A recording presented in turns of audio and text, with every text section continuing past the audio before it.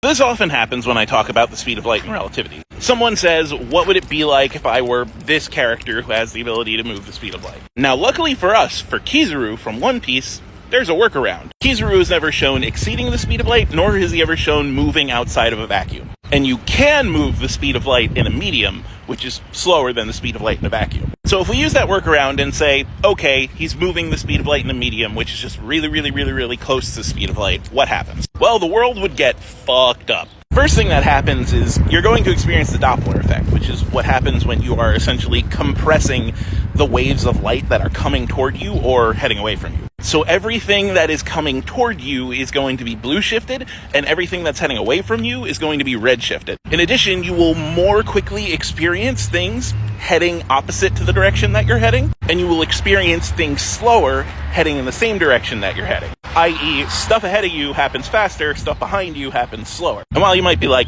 duh, yeah, of course that happens, at the speeds you would be moving, it would look like the world is curving in on itself in front of you. Things to your sides and behind you would appear to slow down and stop, and then eventually disappear as they shift into the infrared. Your field of vision would start shrinking into a small circle in front of you, of the whole of your perception curled up into like one little sphere, until it's eventually all shifted into the ultraviolet, and you stop seeing that too. And now you're totally blind, totally deaf, and moving at relativistic speeds, which means, well, shit's gonna suck. At this point, you are literally moving faster than your thoughts. Chemical impulses that make up the thoughts in your brain can't move as fast as you, so you literally, stop thinking. You just, blank out until whenever you show up wherever you were trying to go. And if you were made out of mass, well, you colliding with the particles in the air would essentially cause nuclear fusion and nuclear explosion, so that's not great. But Kizaru actually turns into light, so he's got to work around for that.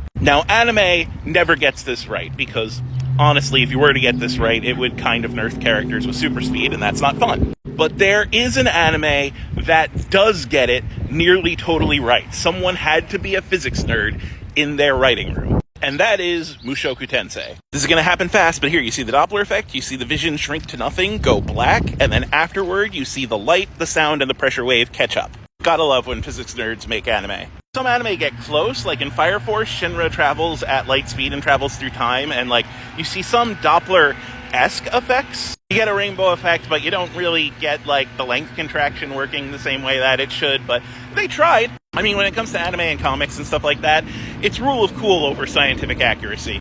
For good reason. But I do think it's cool when you put just a little bit of a nugget of science into the way your powers work. And so I applaud the animes that do.